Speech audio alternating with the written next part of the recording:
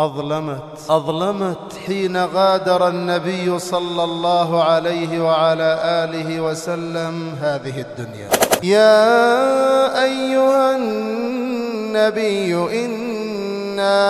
إنا أرسلناك شاهدا ومبشرا ونذيرا وداعيا إلى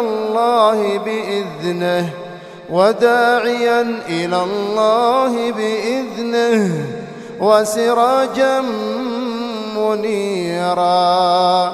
وما أرسلناك